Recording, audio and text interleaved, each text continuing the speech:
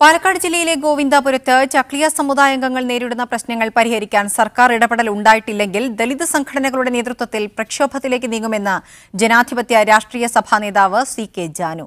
DHRM നേതാക്കൾ ഉൾപ്പെടെയുള്ള ദലിത് സംഘടനാ പ്രവർത്തകർ അംബേദ്കർ കോളനിയിൽ സന്ദർശനം നടത്തി.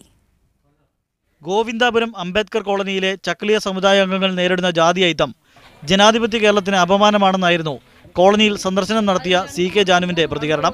ഈ ജനാധിപത്യ കേരളത്തിൽ ഇപ്പോഴും ഇങ്ങനെ ഒരു അവസ്ഥ നടക്കുന്നു എന്ന് പറയുമ്പോഴും ഈ കേരളത്തിന്റെ രാഷ്ട്രീയ ജീർണത എന്തുമാത്രമാണ് അധംപതിച്ചിരിക്കുന്നത് എന്ന് ഇതുമാത്രം നമുക്ക് ഉദാഹരണം കണ്ടാൽ മതിയാവും. പ്രശ്നം പരിഹരിക്കേണ്ട ജനപ്രതിനിധികൾ തന്നെ അധിക്ഷേപ പരാമർശങ്ങൾ നടത്തുന്ന അവസ്ഥയിൽ അടിയന്തരമായി സർക്കാർ ഇടപെടൽ ഉണ്ടാവണം. അതുകൊണ്ട് എത്രയും പെട്ടെന്ന് ഗവൺമെന്റ് ഈ കാര്യത്തിൽ ഇടപെട്ട് ഇവിടെയുള്ള ആളുകളുടെ പ്രശ്നങ്ങൾക്ക് പരിഹാരം ഉണ്ടാവും. വോട്ടിന് വരുമ്പോൾ ഇവർക്ക് ആർക്കും ഒരു അയിത്തം ഇല്ലല്ലോ ഈ ആളുകളുടെ മുമ്പിൽ. അംബേദ്കർ കോളനിയിലെ ജാതീയ അയിത്തം പുറം ലോകം അറിഞ്ഞതോടെ വിവിധ രാഷ്ട്രീയ കക്ഷികളും ദളിത് സംഘടനാ പ്രവർത്തകരും ചക്ലിയ സമുദായ അംഗങ്ങൾക്ക് പിന്തുണ അറിയിച്ചെത്തുന്നുണ്ട്. മീഡിയ 1 പാലക്കാട്.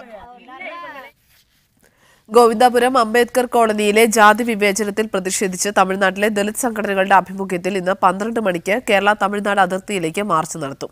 ചക്ലിയർക്കെതിരായ കെ. ബാബു MLA-യുടെ വിവാദ പരാമർശത്തിൽ പ്രതിഷേധിച്ച് കോൺഗ്രസ്, വെൽഫെയർ പാർട്ടി എന്നിവർ മുതലമട പഞ്ചായത്ത് ഓഫീസിലേക്ക് രാവിലെ 10-ന് മാർച്ച് നടത്തും. BJP സംസ്ഥാന അധ്യക്ഷൻ കുമ്മനം രാജശേഖരൻ, സിനിമാ താരം സന്തോഷ് പണ്ഡിറ്റ് എന്നിവർ രാവിലെ 10-ന് അംബേദ്കർ കോളനി സന്ദർശിക്കും.